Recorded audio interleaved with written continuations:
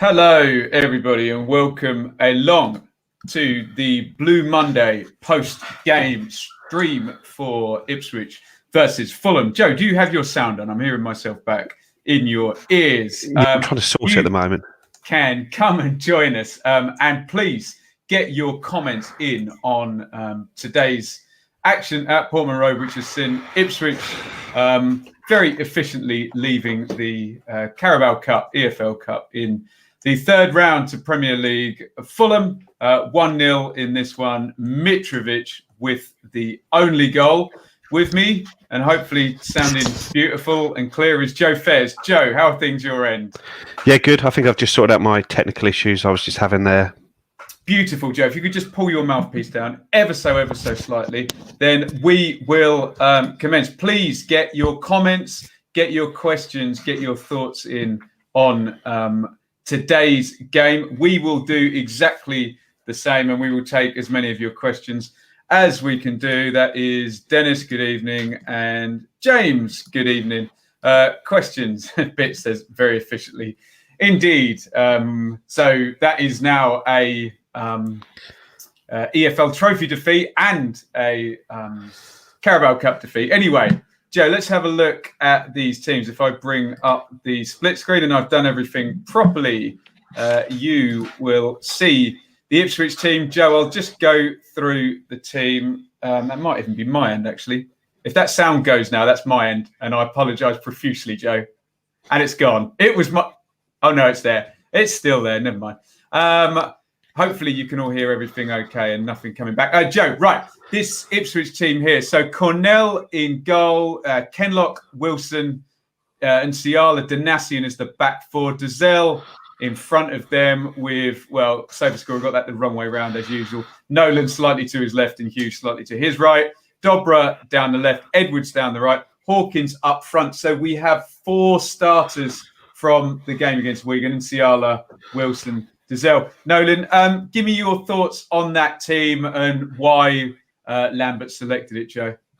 There wasn't much rotation in the game against Arsenal last week, but I think this is a different matter this week. Now the league season has started. We played on Sunday, so we're already a day behind Bristol Rovers. Bristol Rovers, obviously, we knocked out in the first round, so they don't have a midweek game. So they've got a 7-day or 6-7 day break going into the following game. And like I say, you look at our team and the people, like I say, Chambers drops out, Ward drops out. These are two 35-year-old guys who put a lot of running in at the weekend. Teddy Bishop drops out, another player who's been relatively injury prone.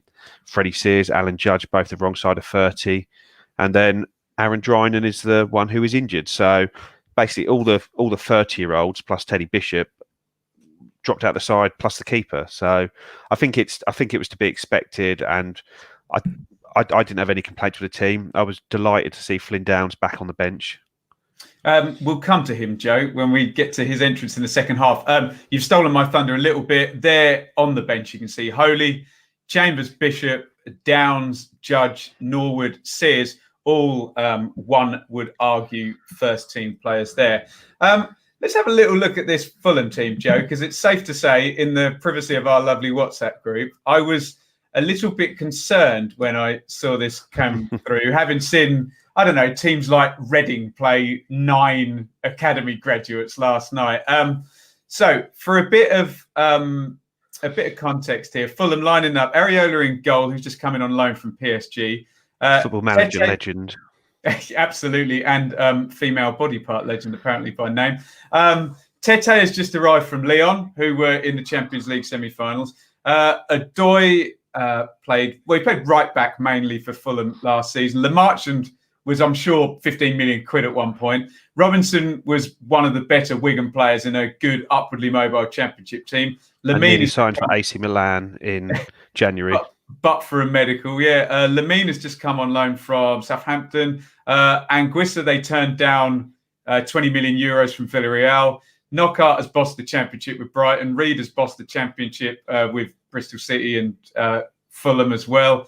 Cabano finished last season beautifully, and we don't really need to talk about Mitrovic, the Championship cheat code. The point I'm making, Joe, is these are, if we were playing in the Championship against this team, I would be saying to you, Joe, It's not fair. They've got parachute payments, and look at all those good players they've got. We've got no chance. What was Scott Parker doing here? Is this just a case of they've lost their opening Premier League game 3-0, and some fringe players need to get a win and a clean sheet under their belts? I think so. Like I say, they lost 3-0, didn't they, at Arsenal, and that was quite a bad 3-0 as well. That was one of those ones where they just did not look in the game at all. So I think it was a chance for some of the sort of the squad players, the guys that are on the bench, to have a game and sort of show what they can do. And I say the squad, you only need sort of they need about 18 to 20 players, and they need to keep them all fit, which means you're going to have to play these guys in these cup competitions and it not really slow you down in the league. But yeah, when you saw the team come through and you saw Mitrovic with his 26 goals in the league last year up front, Knockaert, who has just always caused everyone problems up there, you think, well, we're in for a bit tonight, before you even look at the lesser known players who are all 10, 15, 20 million pound players themselves. And on the bench, Fabry, Hector, who was 8 million quid in January. Joe Bryan was 6 million quid from Cardiff. Francois Kearney, who's dominated us too many times for us to care to mention. Reed, who they just signed for 8 million quid. And Cavaliero, who they signed for 12, 13 million quid or something. Guys, keep your questions coming in. Plenty of them coming. Hang around. I promise we will absolutely answer. We'll probably answer all of them, Joe, won't we? We might go fast on some of them. So, look, what do you, just to kick this off, Joe, what do you hope to learn when you go into a game as a League One team, when you already know that the players you're up against are vastly superior, basically? Unless you win, what do you hope to learn from a game like this going into it? I think you just want to show you can compete. You can not just be bullied all over the pitch. You can get in and amongst them, and you can try and. You're not going to do it for the majority of the game, but there can be periods in the game where you impose your way of playing onto them. And I thought we did well, to be honest, bearing in mind what we were up against. And I haven't read all the comments, but just noticed a couple coming in saying you don't want to stay in the cups. And to be honest, I think this one worked out perfectly for us in that we were able to make 7 changes. We were able to play a very good team. We were able to get knocked out of the cup, but we were also able to not really be a confidence sapping defeat. Well, whilst knowing we don't have another game next week, and we can then start getting in the swing of the league campaign. It's very positive for you, Joe. You're normally way bleaker than that, aren't you? Donacien early gets robbed by Cabano. Knockaert blazes one over. We see the David Beckham Paul Scholes corner routine, and Anguissa volleys just wide.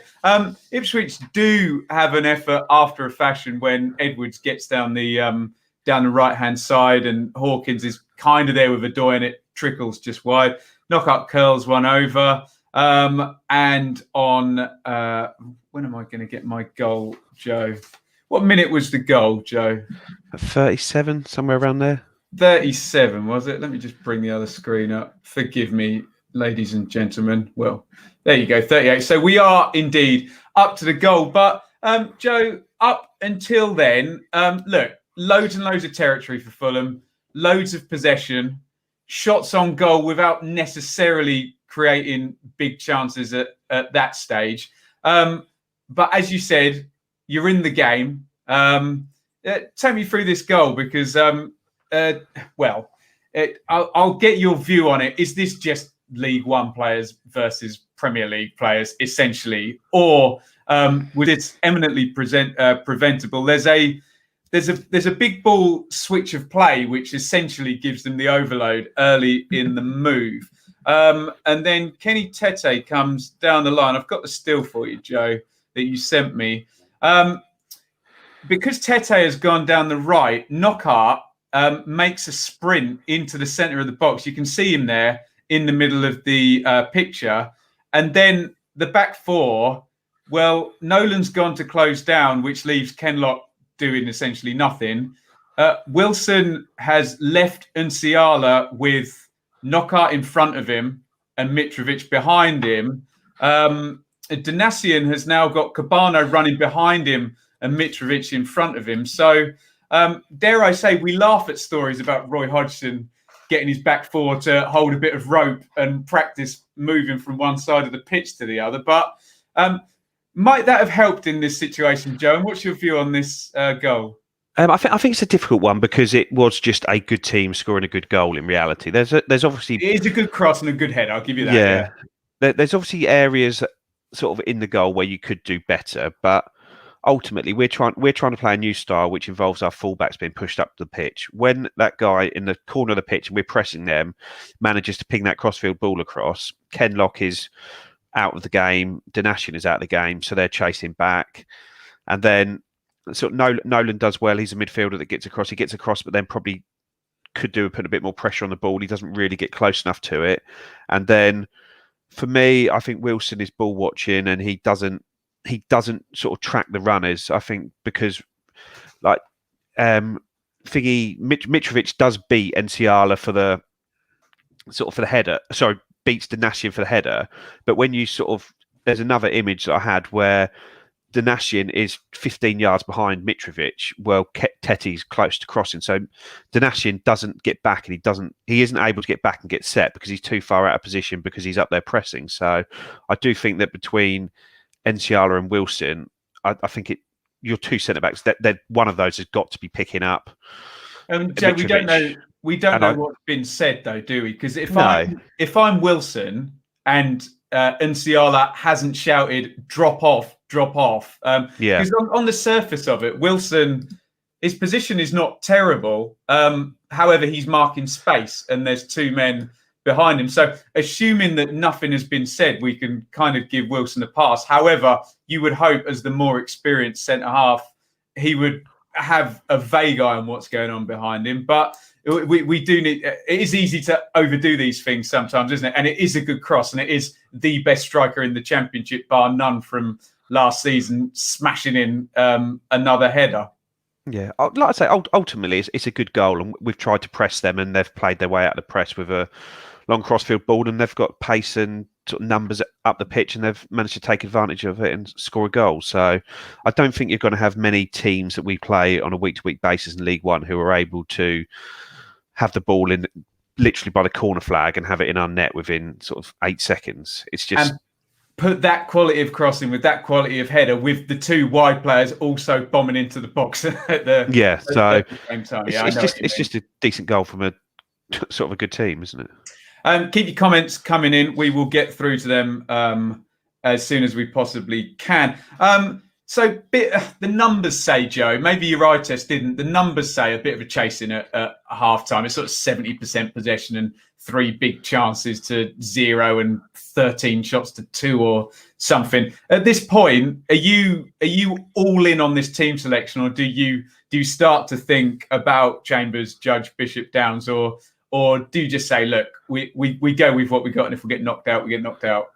I think the area which we struggled on, and I've been a big fan of his, is Armando Dobra, but I think in a game like this, 4-3-3 can very quickly become 4-5-1 when you're losing possession. And I think we needed somebody with a little bit more attacking intent to get closer to Hawkins, because Hawkins was winning a few headers and getting the ball back, but there was no one really. Edwards was getting up around him, where Dobra just wasn't really having a lot of luck. And I think it is a sort of decent sized downgrade from Freddie Sears to Armando Dobra in that formation. It's not a bad. I take your point. I'd push back. It's not a bad thing if it's done dynamically, is it? That 4-5-1 thing, and you flip from one to the other. But when I take your point. When it gradually kind of default becomes it, then yes, and we have seen that many times, haven't we? Joe, I don't want to be that dinosaur who sits in Portman Road and yells "get rid of it" and forward and stuff. But where does a squad-wide philosophy about playing out from the back meet pragmatism? Because I don't want to have a pop at these players, and I don't want to be whining and moaning. However, when you're trying to do the two centre-half short, the two fullbacks long, and then play into central midfield as well, your goalkeeper has to be comfortable finding the fullbacks, and your two centre-halves have to be comfortable receiving and then finding central midfield or a fullback. And those players cannot do that, can they? And I know we've had this this particular iteration of a 2021 back four cannot do it. Do you applaud the philosophy going through all these players, or do you say, look, every second goal kick, just push up and play long to stop putting pressure on Cornell and Ciala and Wilson? No, I think it's right to keep on doing it. I think that a lot worse teams than us are able to do it, so I don't see why we can't. But the only way we're going to be able to do it is by keep practicing. And ultimately, I thought we made good decisions playing out from the back. There wasn't many times where we got caught. There was a couple of times very early on, but other than that, we went long more than we did at the weekend and more than we did against Bristol Rovers. But it's always with anything is about making the right decisions at the right times. And if the defenders are short to play it to and you feel comfortable being able to do so, then do so. If you don't think it's the right move, then you have to go long. And I think we mixed it up relatively well. We're probably a bit too much the other way today, if anything, but that was because we were so starved of possession. Absolutely. Downs comes in for Dizelle. First time we've seen him in a long while. Where do we stand with this, Joe, now with Downs? Just getting back integrated and getting back in the team is as far as I'm concerned. If he's, like I say, I was disappointed that he wasn't in the 18 on Sunday. Obviously, we don't know the whole situation, but the fact he's in the 18 today and was the first sub used, as far as I'm concerned, that's him back now. And there may be more bids coming. He may go before the end of the window, but he's now back in the fold and ready to play. And while he's ready to play, we need to find a place for him in the team because he's that good. Keep your comments coming in, guys. We'll just file through the remaining 30 minutes of this game. Norwood comes in for Hawkins. I agree with you. I think there was a couple of moments where I looked at Hawkins and one where he held the ball up and spun quickly. Look, he's not James Scowcroft or Alexander Mitrovic, but is there something there? Yeah, he held the ball up well a couple of times. Frustrating, the one where he'd sort of won the ball and could have played Dobra through, but tried to knock it inside to Nolan. Panicked, he was offside. I think he was offside 3 or 4 times in the first half, which was frustrating. But it's the thing when you sort of play a good team, they step up, they catch you offside. When you win the ball back off them, they just give you a little kick and take the foul. Because, like I say, there was a lot of fouls in that game tonight. It was very stopped from them. We tried to get it going, but as soon as they lose the ball, it's just being stop the game, try and get back into set. Because I thought pressing wise in midfield, we pressed and we harried pretty well, and we won the ball back quite often.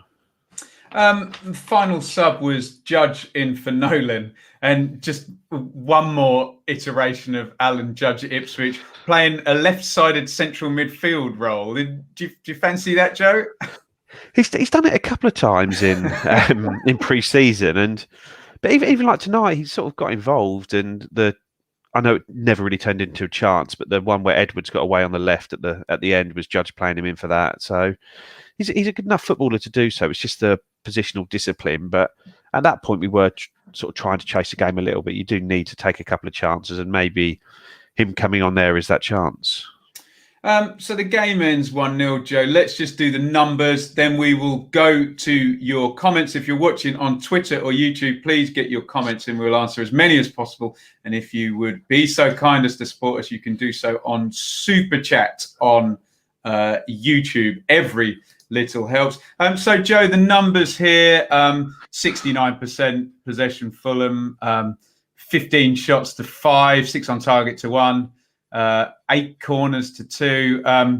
The jaw-dropping one there is 4 big chances to 0, which is always telling, isn't it? 3 big chances missed.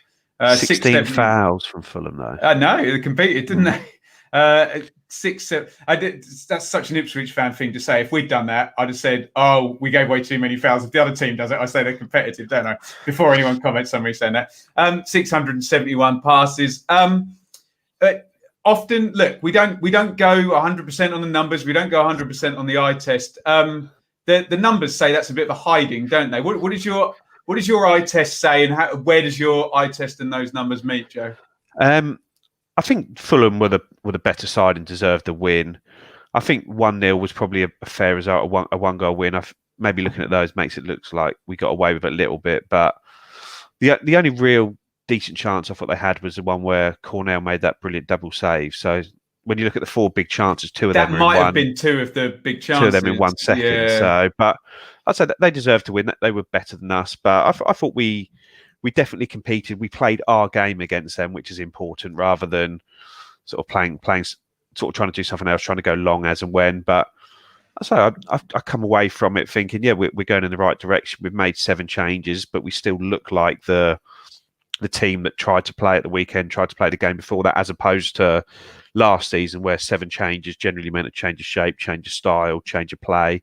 So we're doing what, especially on the podcast, we've been talking about for a long time, this patterns of play, learning that, trying to sort of keep some stability in that. So, and we didn't get a hiding. So I think we can, and we're out with the cup, which is probably a good thing this season, because it would be another game next midweek if you win that one, because that would have been Sheffield Wednesday at home, which is a relatively winnable game. Sheffield Wednesday away. No, at home, isn't it? I thought it was going to be. I thought the commentator said that Fulham would be having 2 trips to Yorkshire. I could be wrong about that. Yeah, I think it. Well, either way, yeah. But then, had you then won that game, it's the next midweek was another game, so you could have ended up burning your whole squad out in in September with just in this competition with 4 games. So, and then I guess there's an EFL Trophy game the following midweek after that, isn't there? If there's one at the start of every month, yeah. No, fair point. Right, get your comments coming in, guys, and we'll get Joe and myself will do as many of them as we can. Jim asks, what do you think of Judge so far this season? Still frustrating? Any signs he's going to come back to anything near 14-15 Brentford, Alan Judge? I don't think he's ever going to go back to 14-15, but I think he's sort of proving that in League One, if played in sort of a settled team, he is making a difference. And like I say, he has his weaknesses. His sort of positional discipline is a weakness, and on sort of Sunday he was getting overrun. Chambers was getting overrun behind him because he was given no protection, but ultimately he left Judge on, and who is it that created the second goal? It's Judge and Nolan with a bit of interplay, and Judge getting away. And even tonight it was him that playing Edwards in, and I think he's going to play a big role for us this season. And I think he's adding a decent balance and is sort of making things happen more than he has done in previous years. There's the team that played Wigan there with Judge over on the right-hand side.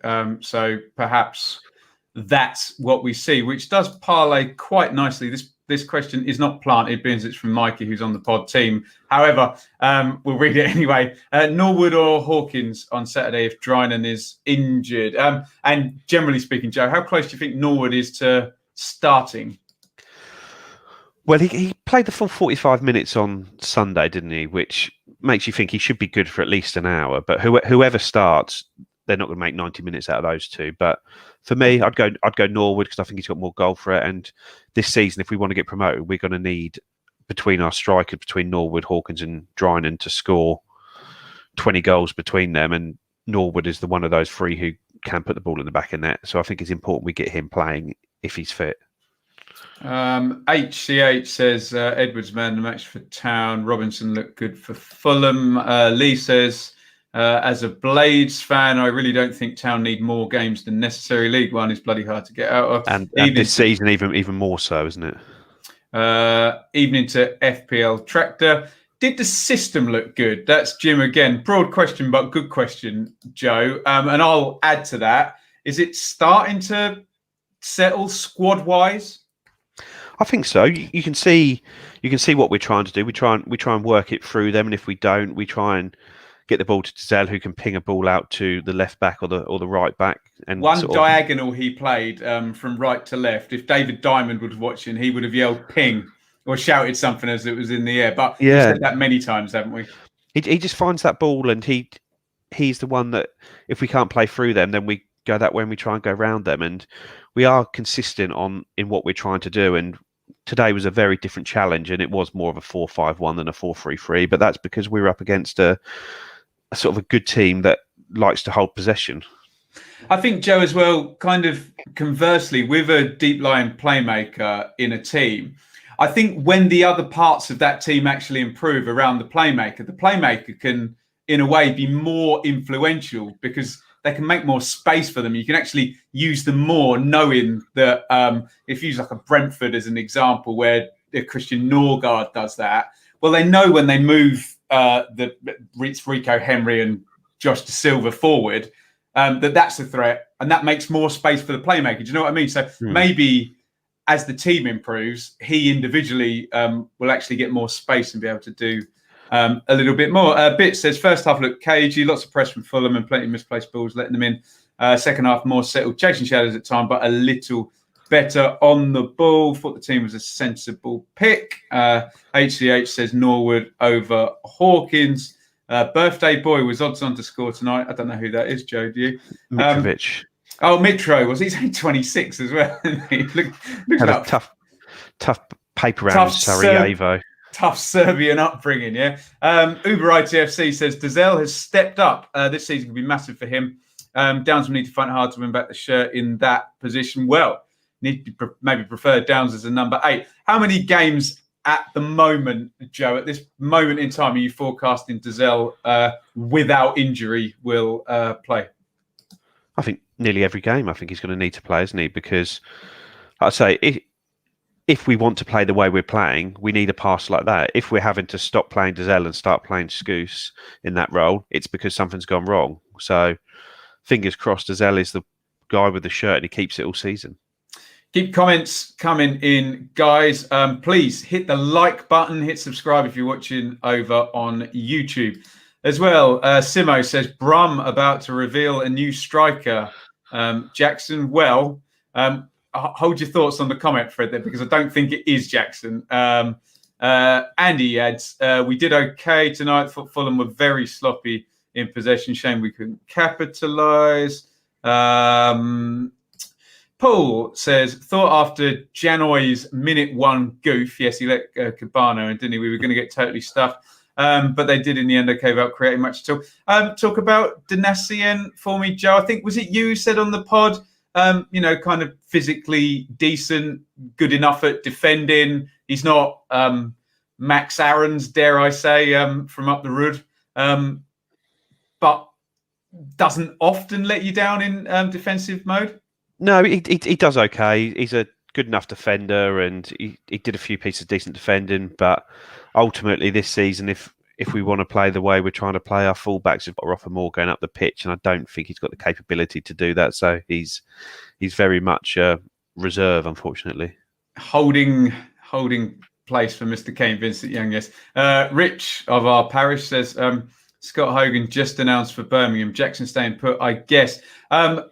Birmingham only have one striker, is all I'd say to that. So I don't know what sort of a deal they've done for Hogan, because he was on a massive wage at Villa. If there's no fee involved, then I wouldn't necessarily suggest that ends the interest in Jackson, but it certainly changes the dynamic a little bit. Your views on Jackson to Birmingham, Joe? I do think Jackson's going to go. It just doesn't seem that he's the right fit for us this season. If Lambert only sees him as a central striker, I just don't think he's suited or cut out to that role. So if we can cash in on him, then we probably will. I thought he had a good season last year. I personally think he could be used in one of the wide striker roles, but the manager and the guy who picks the team doesn't seem to think that. Yeah, it's almost like they've got more influence on who plays than us, isn't it, Joe? Hey, ITFC Unrestricted, that's Mark. So go subscribe and do you subscribe to it? Yeah, subscribe to Mark's podcast wherever you get your pods. ITFC Unrestricted. A very defensive performance, but expected against the calibre of the opponents tonight. Turned into a 4-1-4-1 for the majority of the game with a tight back four. I wish they'd been a bit tighter for the goal, Mark, but there you go. I suppose they were tight, just out of position, weren't they? Weathered the storm well, mostly. For the goal, also thought a bit of mental, physical fatigue near the end of the half, perhaps. You may be right, FPL Tractor, and if you are, that's worrying. And maybe that's why I don't want to slag off these players, but Joe, we are in League One. We have James Wilson, who we signed on a free from Lincoln City, whilst they have Michael Hector on the bench, who was an £8 million Championship standout last season. So anything in that, Joe? I just thought the fullbacks were caught up the pitch because of good switch possession. I say when you try and press them, if they get out of the press, then you're in trouble. It doesn't matter how physically fit you are. Like I say, when I used to play football, I used to be one of the coaches. You cannot outrun a football, sort of thing. if they pass it and you run, they can pass it faster than you can run. So I think Dan James and Adama Traore can't they? There we go. Does the lack of game time for Idris mean he's close to a loan move out, Joe? I think he's got a back injury. It was mentioned in one of the pre-matches that he's feeling his back because he didn't play for the under-23s yesterday against Millwall. He didn't play any game at the weekend. He hasn't played for weeks basically. So I think there is a knock sort of that he's picked up. Run Fat Boy Run says Hawkins looked good but very isolated. Yeah, it's hard, isn't it, when you're playing against a team who's having tons of possession. If you're the one striker, you're constantly being told to push up whilst your midfielders are all cowardly just retreating behind you and leaving a I thought Nolan and Hughes gap, did try and get up and support him today, but it was a tough task because as soon as he got the ball, he had both their central defenders all over him.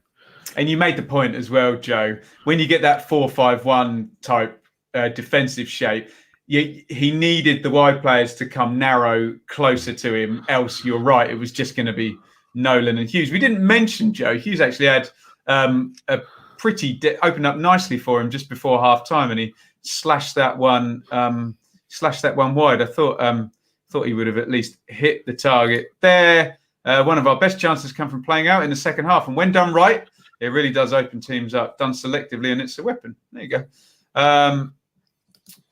Simon, how is Mitrovic only 26? Well, Joe's already answered this. It was his paper round in Serbia when he was 35, 10 years ago, wasn't it?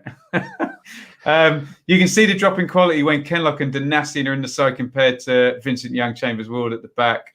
Danassian in particular, defensive, okay, but offers little attacking.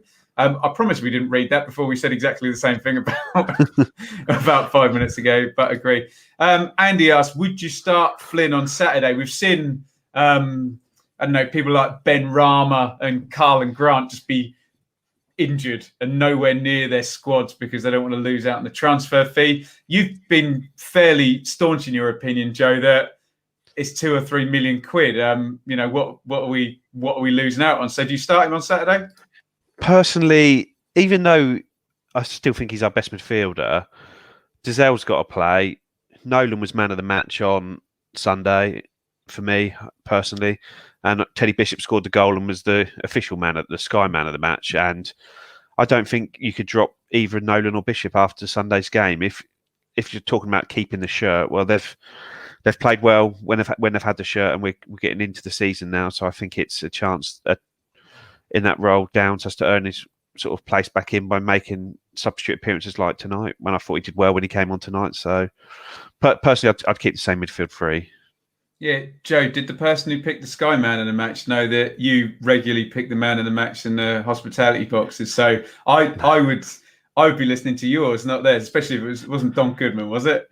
It's Lee Hendry, wasn't it? Oh no, Lee Hendry's quite good actually, isn't he? Mm. He talked about his worldie that he scored at Portman Road a few years back, which brought back bad memories.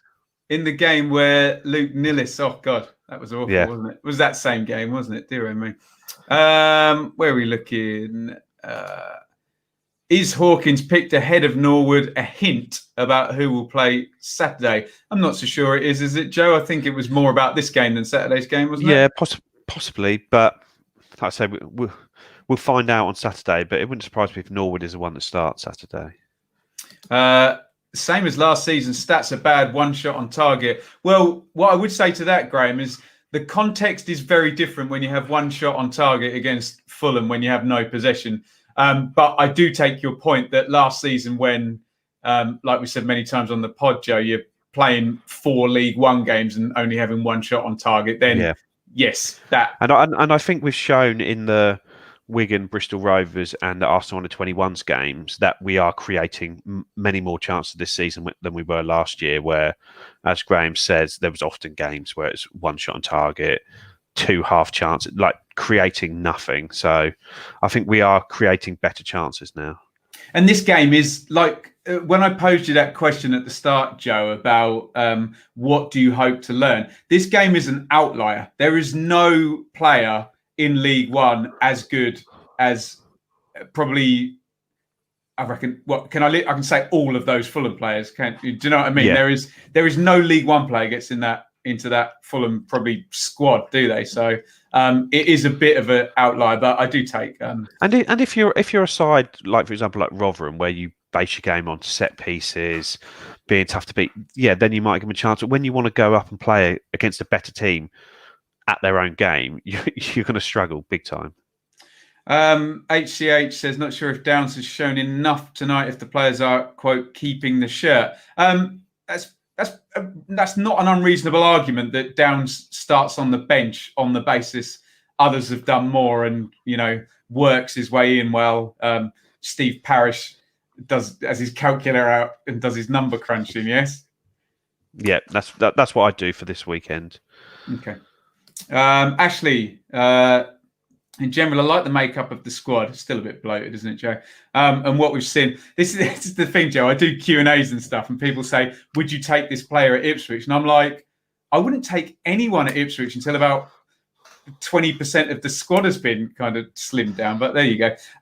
What we've seen is the first couple of games against Bristol, but I just worry about where are the goals coming from consistently. Does Sears and Norwood getting fit change that? Or maybe does someone come in if Jackson goes out? I think if Jackson goes out, then we should be looking to bring in somebody who's got goals from out wide, because ultimately the three strikers, you've got Drynan, who isn't a goal scorer, hasn't been a goal scorer at any of his loan spells, Norwood, who is a goal scorer, and Hawkins, who isn't a goal scorer. Out wide, you've got Sears you're relying on. Edwards will get you a few goals. Judge will pop up with a few, but ultimately, Sears and Lancaster are your two wide players you're relying on. Lancaster hasn't played a game for 18 months. He's not fit at the moment. I know it's a concussion, but he's going to be handled with kid gloves this season, you'd imagine. So I think that is probably an area that we are lacking, a wide striker, somebody that can come in off the flank and have a proper goal threat like Freddie does from the other side. Bitch says, I think Downs being given a game was more about getting him back in focus. If that's the case, that's probably good man management, isn't it? Yeah.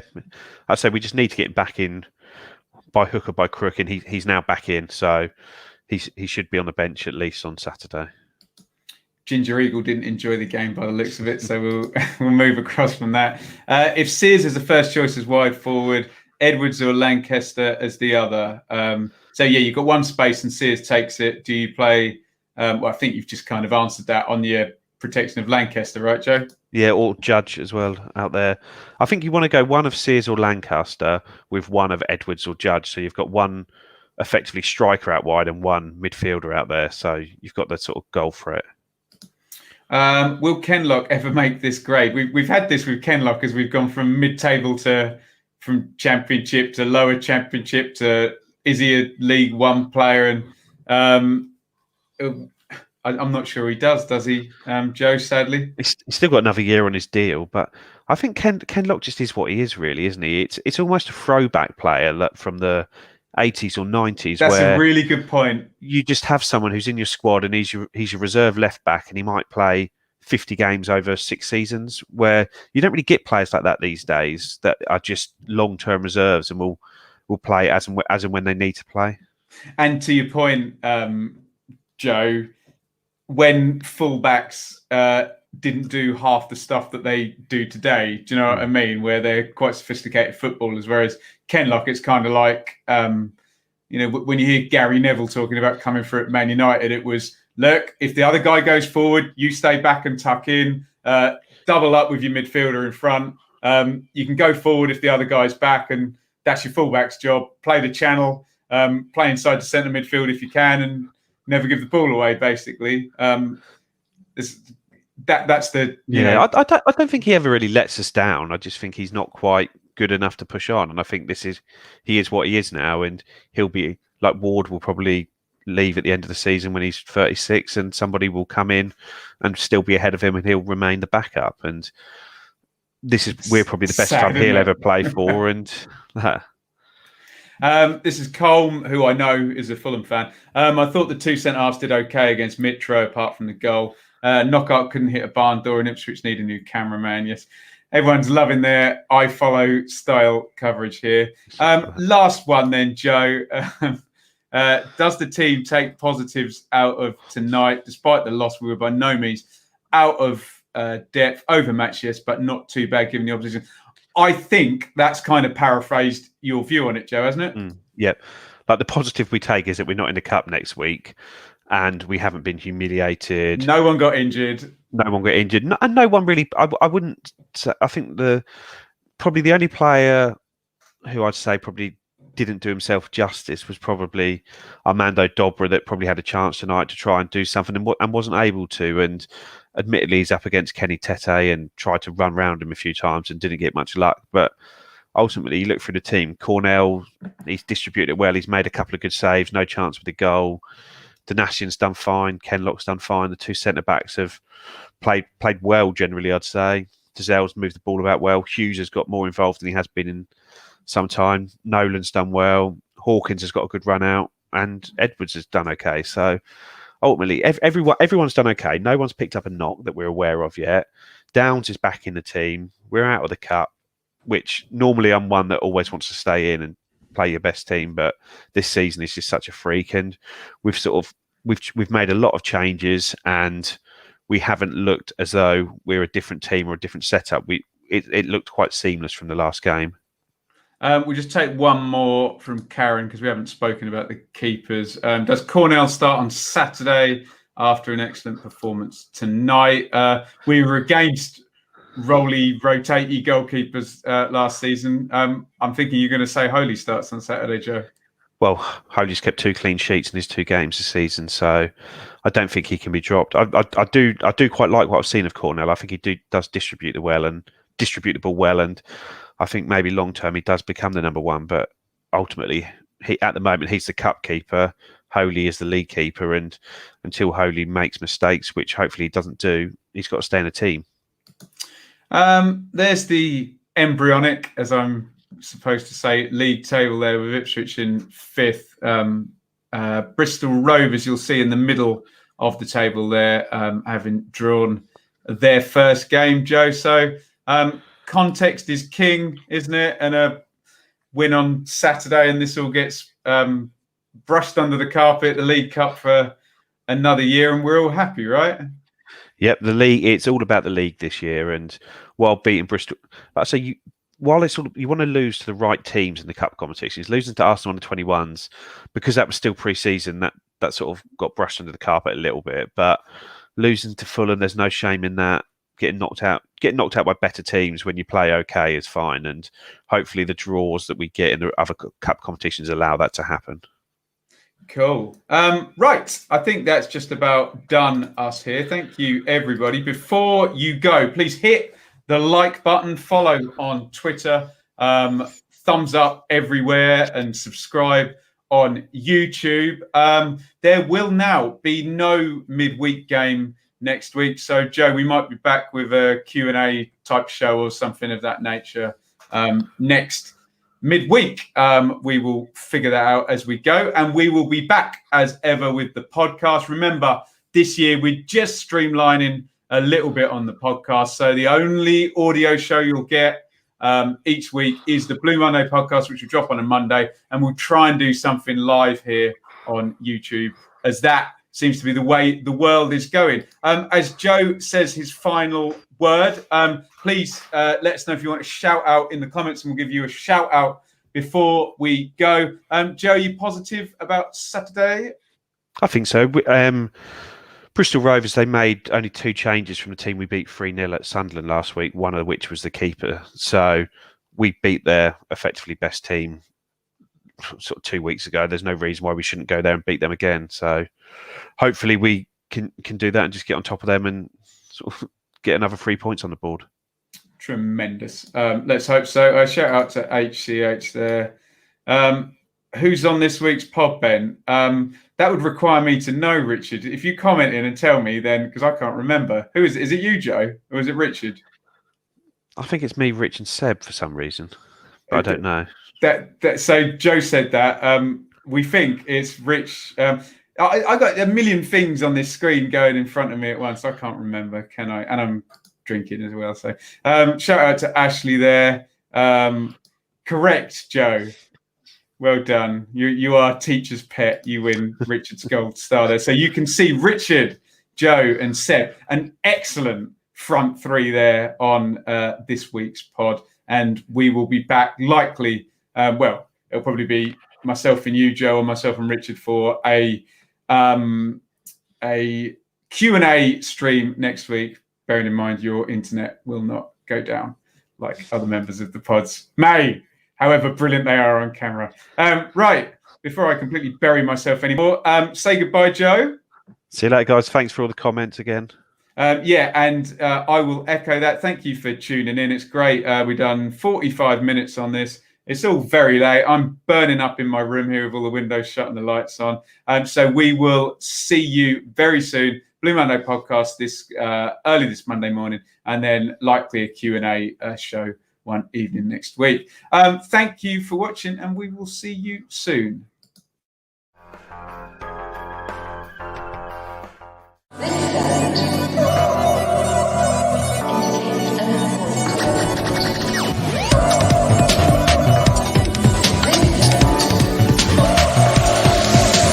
Please listen carefully to any messages and follow the instructions given.